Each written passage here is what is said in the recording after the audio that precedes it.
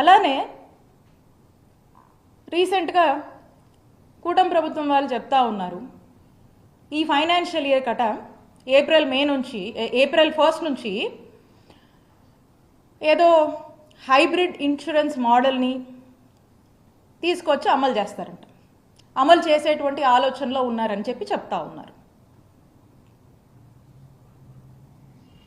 ఆరోగ్యశ్రీ ట్రస్ట్లో ఆరోగ్యశ్రీ అనేది ఒక universal health coverage scheme. ఇది మనకు చూసినట్టయితే ఈ రాష్ట్రంలో 90% మంది కుటుంబాలకు ఆరోగ్యశ్రీ ట్రస్ట్ కింద ఈరోజు మనము సేవలు అందిస్తూ ఉన్నాము.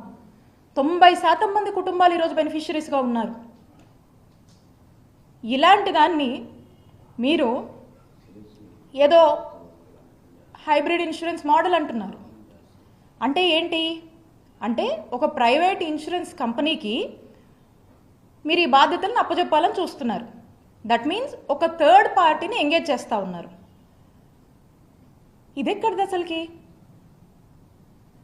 ఈరోజు ఏదైతే ఈ రాష్ట్ర ప్రజలు ఎంతో నమ్మకంతో మీకు ఓట్లేస్తే ఏ విధంగా వాళ్లకు మీరు వాళ్ళ మీద వేటు వేస్తున్నారు, ఎలా మీరు చేటు చేస్తున్నారో మీకు అర్థం కావట్లేదా? ప్రజలకు ఒక బాధ్యతగా ఇప్పుడు మేము ఇన్ని ప్రొసీజర్స్ పెంచాము, జగనన్న ప్రభుత్వము ఇంత మేలు చేసింది, దీనికన్నా బెటర్గా మీరు చేస్తారేమో అనేటువంటి ఆశతో ప్రజలు ఎదురు చూస్తూ ఉంటే మీరు ఏదో ఒక థర్డ్ పార్టీని ఎంగేజ్ చేసి ప్రైవేట్ ఇన్సూరెన్స్ కంపెనీలకు అంటగట్టాలని మీరు చూస్తూ ఉన్నారు. అంటే దట్ మీన్స్ ఏంటి? అసలు ప్రైవేట్ ఇన్సూరెన్స్ కంపెనీలు అంటే ఏంటన్నా? అసలు ఏంటి ప్రైవేట్ ఇన్సూరెన్స్ కంపెనీలు అంటే? వాళ్ళకు ఏముంటుంది? ద బేసిక్ మోటివ్ ఏముంటుంది? బిజినెస్ మోటివ్ ఉంటుంది, సర్వీస్ మోటివ్ ఉంటుందా? నేను ఇన్సూరెన్స్ కంపెనీలను, ప్రైవేట్ ఇన్సూరెన్స్ కంపెనీలను నేను తప్పు పట్టట్లేదు. బట్ వెరాజ్ ఈ సిచ్యువేషన్కి వచ్చినప్పుడు నేను ఏమడుగుతున్నానంటే, ఆరోగ్యశ్రీ ట్రస్ట్ది service motive, out of pocket expenditure లేకుండా ప్రజలకు ఉచితంగా నాణ్యమైన వైద్య సేవలు అందించడం ఆరోగ్యశ్రీ ట్రస్ట్ యొక్క బాధ్యత, ప్రభుత్వంగా అదే మన యొక్క బాధ్యత.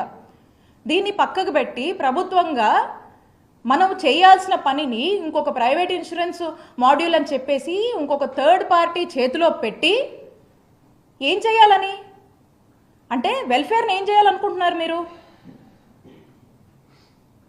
వెల్ఫేర్ మీద ప్రాఫిట్ చేయాలా, చేసుకోవాలా? ఎంతో కొంత బిజినెస్ మోటివ్ ఉంటుంది కదా. ప్రైవేట్ కంపెనీస్కి సర్వీస్ మోటివ్ ఎందుకు ఉంటుంది?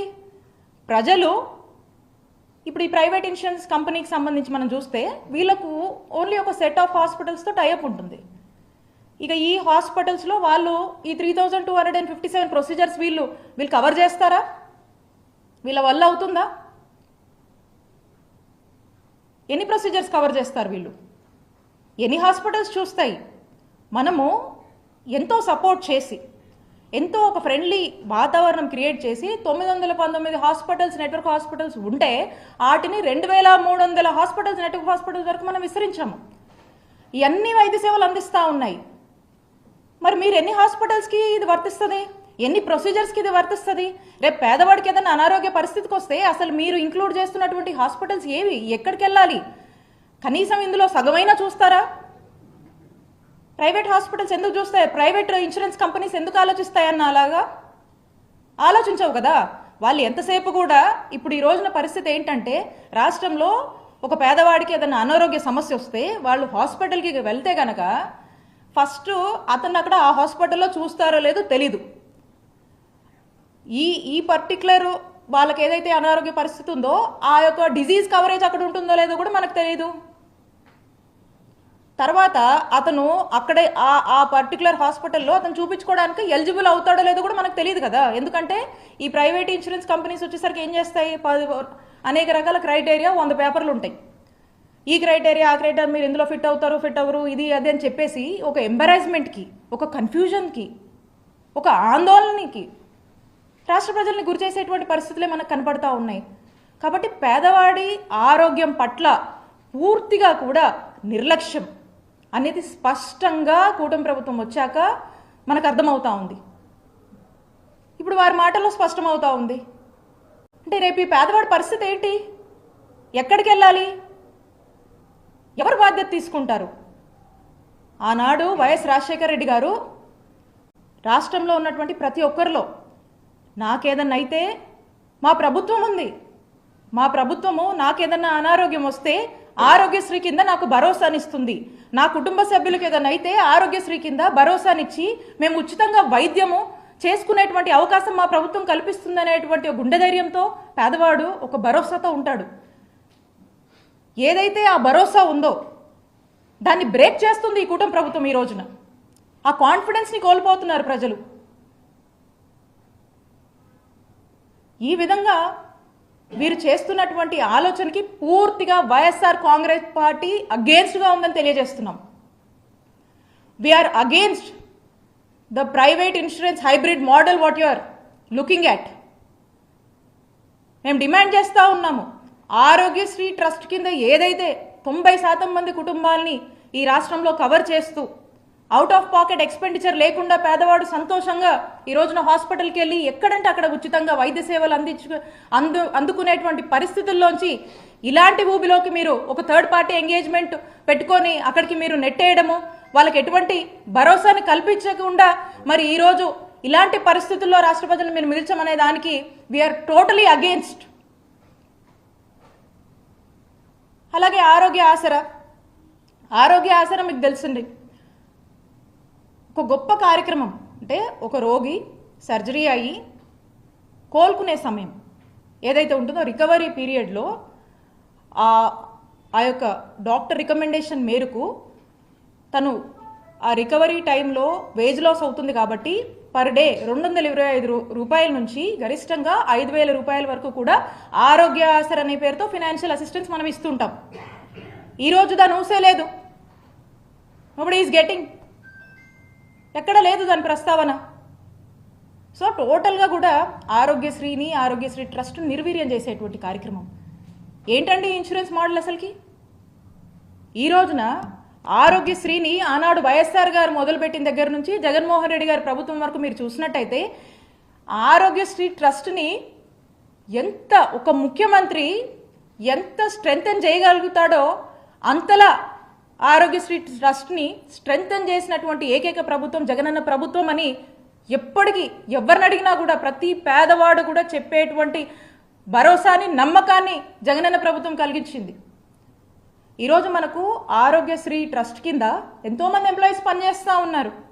కాల్ సెంటర్స్ పనిచేస్తున్నాయి, ఎమర్జెన్సీ కాల్ సెంటర్స్ పనిచేస్తున్నాయి, అండ్ ఎస్పెషల్లీ ప్రెగ్నెంట్ ఉమెన్కి సపోర్ట్ సిస్టమ్కి పనిచేస్తూ ఉన్నాయి.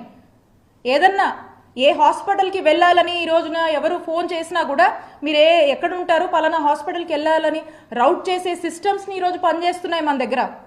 అలాగే ఈ అన్ని సిస్టమ్స్ మనం పెట్టినటువంటి సిస్టమ్స్ని మెయింటైన్ అండ్ మానిటర్ చేస్తున్నాం. మళ్ళీ ఇవి సరిగా పనిచేస్తున్నాయి మనమే ఒక క్రాస్ చెక్ మెకానిజం పెట్టుకొని ఇవి బాగానే ఫంక్షన్ అవుతున్నాయా, బాగానే పనిచేస్తున్నాయా, ప్రజలకి సరైన టైంలోనే అన్నీ మనము అందించగలుగుతున్నామా, అంబులెన్స్లు కరెక్ట్గానే వెళ్తున్నాయా, ఏ హాస్పిటల్కి వెళ్తున్నారో అవన్నీ కూడా మనం ప్రాపర్గా ఒక గైడెన్స్ ఇచ్చి రౌట్ చేస్తూ దీన్ని మనమే మానిటర్ చేసుకుంటున్నాము.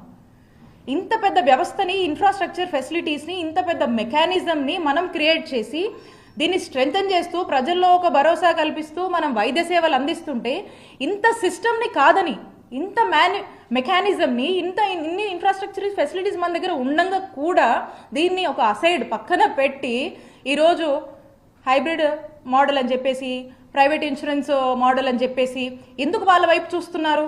అంత అవసరం ఏమొచ్చింది అంటే బేసికల్గా మనము ఈ బాధ్యత నుంచి తప్పుకుంటున్నాము. We are not responsible to the public అనే కదా మీరు మెసేజ్ ఇస్తున్నారు. ప్రజల ఆరోగ్యం మా బాధ్యత కాదు, మేము ఓ ప్రైవేట్ ఇన్సూరెన్స్ కంపెనీకి అప్పచెప్పాము, ఇక వాళ్ళు చూసుకుంటారనేది కదా మీరు ఇస్తున్నటువంటి మెసేజ్, అంతే కదా. ఇది ఎంతవరకు కరెక్ట్ అని కూటమి ప్రభుత్వాన్ని మేము ప్రశ్నిస్తున్నాం.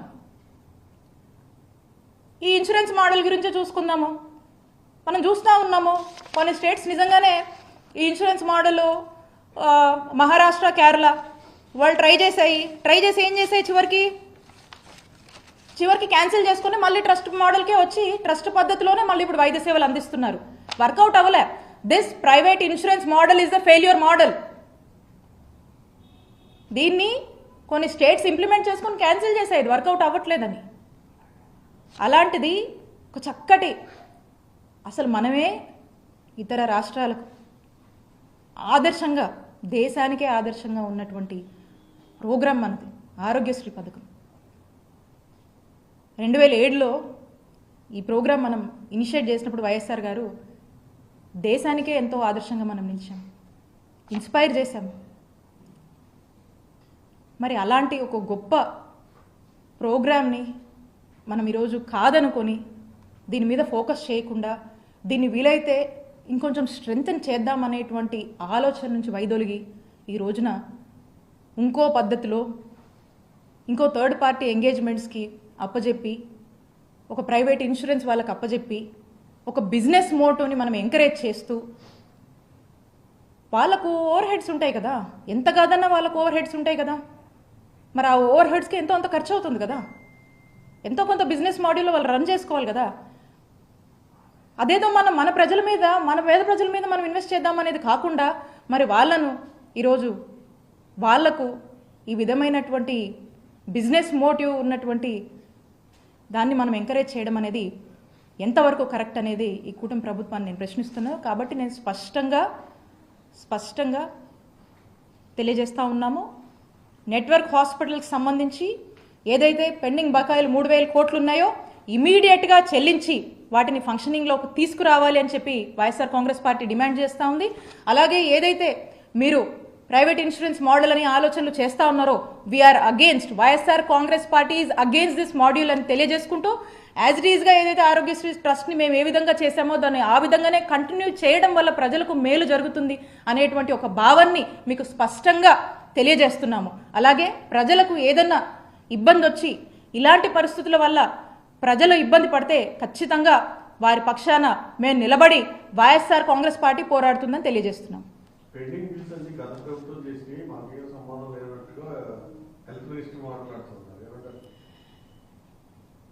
అన్న మీ అందరికీ తెలుసు, అంటే మేము వైఎస్ఆర్ కాంగ్రెస్ పార్టీ జగనన్న ప్రభుత్వము అధికారంలోకి వచ్చినప్పుడు అంటే 2019లో మేము వచ్చినప్పుడు 632 కోట్లు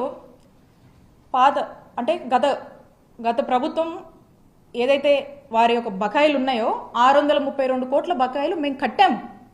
మేము అధికారంలోకి వచ్చిన వెంటనే మేము కట్టి తర్వాత ఇది కంటిన్యూస్ ప్రాసెస్ ఇంకా వస్తూ ఉంటాయి. కట్టి ఎక్కడ ఆ రోజు నుంచి కూడా ఇందాక కూడా చెప్పాను కదా, కోవిడ్ లాంటి సిచ్యువేషన్స్లో కూడా ఎంత ఖర్చు అయినా కూడా దాంట్లో కూడా ఎక్కడ ఇబ్బంది రాకుండా మేము ఈ నెట్వర్క్ హాస్పిటల్స్ని ఇంకా కూడా వాళ్ళు ఎక్స్పాండ్ చేసుకుంటూ మళ్ళీ మేము స్ట్రెంగ్తన్ చేస్తూ ఏ విధంగా కూడా మేము చేసుకొచ్చామో మీరు చూశారు. అయితే ఇక్కడ మీకు ఒక విషయం చెప్పాలి, ఏ ప్రభుత్వం అయినా కూడా ఒక ప్రభుత్వం మారి ఇంకొక ప్రభుత్వం వస్తున్నప్పుడు మరి ఆ ప్రభుత్వము మరి ఆ యొక్క ముఖ్యమంత్రి వచ్చి ఇంత బిల్లు ఉందని ఏమి సెటిల్ చేసి ఏం పెట్టిపోరు. ఆ ఏదైతే ఉన్నాయో ఆ పెండింగ్స్ ఏదైతే ఉన్నాయో వచ్చినటువంటి కొత్త ప్రభుత్వం బాధ్యత తీసుకొని వాటిని కట్టి ప్రజలకు అంతరాయం లేకుండా ఇంటరప్షన్ లేకుండా ప్రభుత్వాన్ని ముందుకు నడపాల్సినటువంటి బాధ్యత ఉన్నటువంటి ప్రభుత్వానిదని గుర్తు చేస్తా ఉన్నాను.